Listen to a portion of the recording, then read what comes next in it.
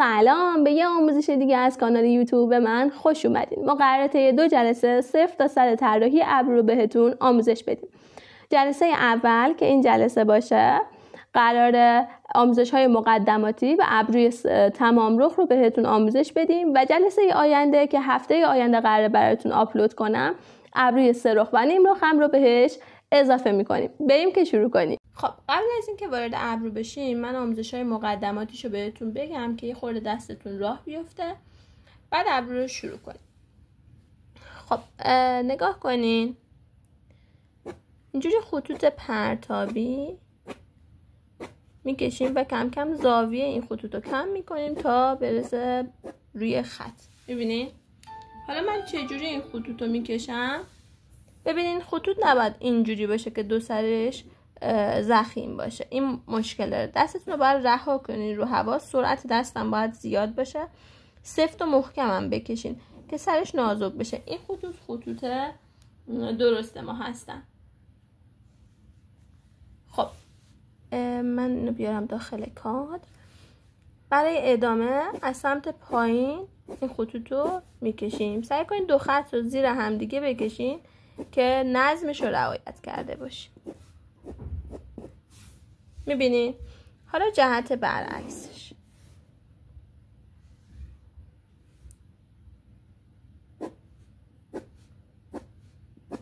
خطوط محکم که زاویهش کم کم جابجا میشه و روی خط میاد.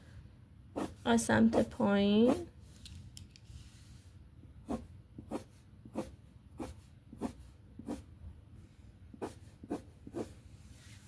این خطوطیه که قبل از شروع ابرو برای تمرین شما بهش نیاز دارید. خب تمرین بعدی که بعد از این 2 تا تمرین ما داریم نحوه کشیدن خطوط ابرو. نگاه کنین، خطوط ابرو مثل این خطوط اینجا باید حالت پرتابی داشته باشه و مثل موجه دسته‌ای. من قبلا موجه رو آموزش دادم، کسایی که موجه رو تمرین کردن کشیدن ابرو قاعدتا باید براشون آسان تر باشه. ببینین یه دونه خط میکشیم، بعد از بالا و پایینش یه چند تا دیگه خط بهش اضافه میکنیم. خطوط باید اینجوری باشن که از چند جای مختلف کشیده بشن به یه جا برسن. این باعث میشه که این خطوط دسته‌ای باشن. ببینین من جهت خطوطم رو که عوض کنم به این خطوط میگم خطوط دسته‌ای و ابرو ما معمولا شامل این خطوط دسته‌ای میشه.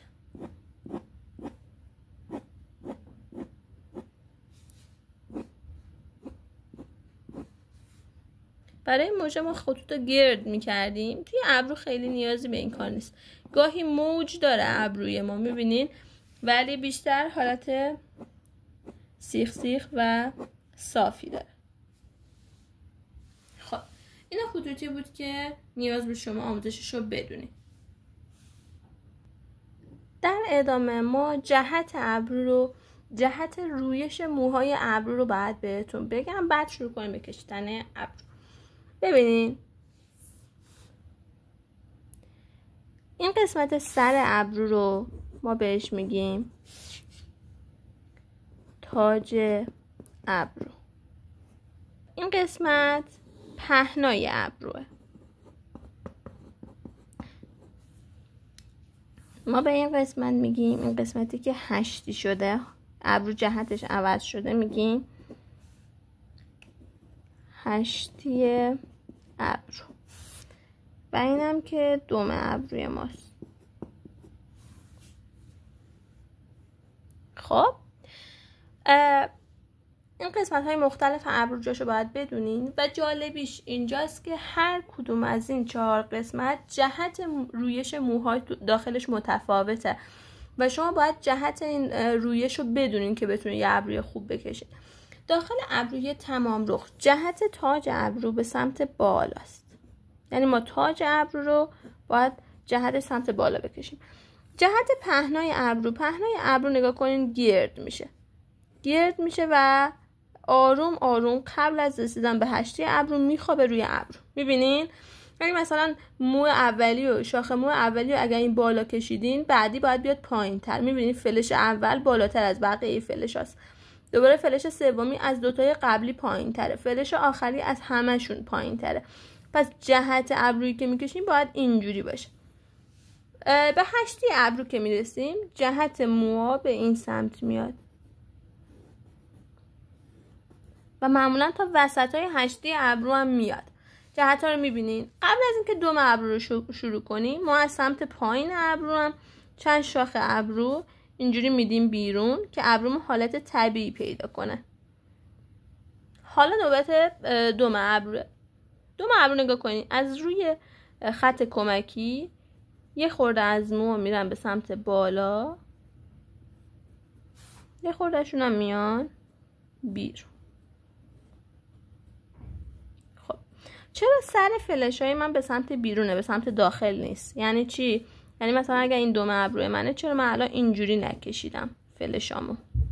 به خاطر اینکه یه موضوعی که توی ابرو باید دقت کنین اینه که مکانی که موی ابرو شروع به رشد میکنه و از پوست صورت میاد بیرون ابرو نازکه. خب ما الان اینجاها جایی هن که ابرو از پوست صورت اومده بیرون، اومده این وسط تجمع پیدا کرده. خب پس این قسمت ها باید نازکتر باشن و ما چون دستمون رو پرتابی میکشیم، وقتی فلش از اینجا شروع شه به این سمت بیاد، چون این قسمت پرتابی میشه سرش نازکتره، پس ما باید از پایین شروع کنیم پرتابی کنیم به سمت بالا.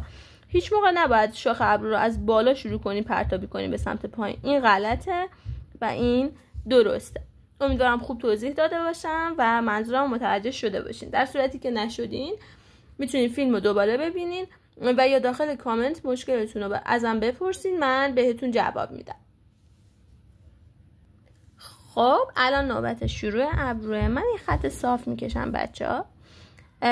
برای کشیدن ابرو ما اول یه خط کمکی میکشیم. دیدین اینجا هم کشیده بودم. چجوری این خط کمکی رو بکشیم؟ یه خورده بالاتر از این خط یه نقطه میذارم، از اینجا پهنای ابرو رو میکشم به سمت پایین تا برسیم به تاج ابرو. از این قسمت هم دوم ابرو رو میکشم. معمولا دوم ابرو رو یه خورده بالاتر از سر ابرو میکشن، یعنی این خط افقی که کشیدم یه خورده بالاتر از خط افقی. ولی خب آدم های مختلف ابروهای متفاوتی دارن و برای هر کسی این ابروها یه جوری هن. یه خورده خط کمکی رو کم رنگ تر کنم. وقتی دیگه تبحر پیدا کردین احتمالا کشیدن این خطوط کمکی خیلی نیازتون نشه.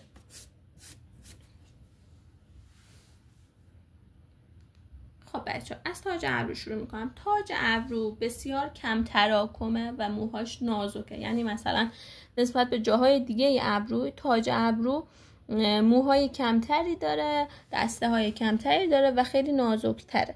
گفتیم جهت موهامون هم سمت بالاست. ببینید یه دونه اینجوری به این سمت میاد، یه دونه میره بالا. همه موها رو از رو خط شروع نمی کنم. اگه دقت کنید دو تا رو مثلا از رو خط شروع کردم، دو تا رو بالاتر شروع کردم. اولش سعی میکنم خیلی در همین حد کافیه. بقیه ابرو رو میکشیم. اگر حس کردیم تاج ابرو خیلی کم پشت شده، خیلی کم شده، میایم دوباره میکشیم. از اینجا دیگه وارد پهنای ابرو میشیم. جهت پهنای ابرو به این سمته. نگاه کنید. میبینین بچه‌ها؟ گفتیم هم موهای ابرو دسته‌ای ان، یعنی یه دونه مو میکشیم، بقیه چند تا دیگه دستم بهش وصل میکنیم. دسته بعدی باید پایین‌تر از دسته قبلی باشه. نگاه کنید. من از اینجا یه دونه مو گذاشتم، تبدیلش میکنم به یه دسته با گذاشتن چند مو و وصل کردن چند مو بهش.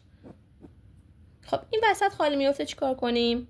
یکی دیگه دسته میاریم بالا و چند تا مو بهش وصل میکنیم. حالت خالی بودنش رفت میشه. این هنری که چجوری این دسته رو پر کنیم، خب شما چند بار رو دست بقیه که حالا آموزش گذاشتن، چه من چه آموزش های دیگه، نگاه کنین و کم کم خودتون مهارتش رو پیدا میکنین. تمرینتون هم خیلی مهمه. اگر خوب تمرین داشته باشین این هنر رو کم کم پیدا میکنین. معمولا هنرجوهای حضوری من حالا اینجوری بودن که کشیدن ابرو و مژه از بقیه قسمت‌های صورت براشون سخت‌تر بود. تمرینتون رو هرچی بیشتر کنین این قسمت‌ها براتون آسان‌تر میشه. بچه‌ها من قسمت پهنای ابرو کشیدم، یعنی این جهت‌ها رو کامل گذاشتم. نوبت هشتی ابروه.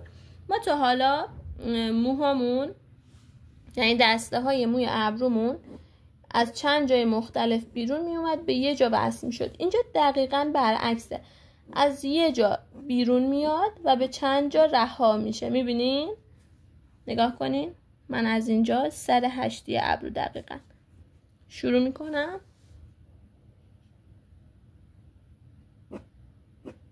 از یه جا موها رو میبرم جلو، دوباره یکم میام جلوتر، از اینجا میبینین تا وسط های هشتی ابرو هم آوردم. اینجا یه خط درست میشه. خب الان گفتیم از پایین ابرو شروع میکنیم، چند تا شاخ مو میاریم بیرون. ببینین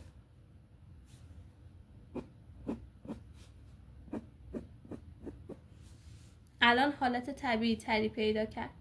خب نوبت رسید به دوم ابرو. گفتیم از پایین شروع میکنیم، رها میکنیم به سمت بالا از روی خط.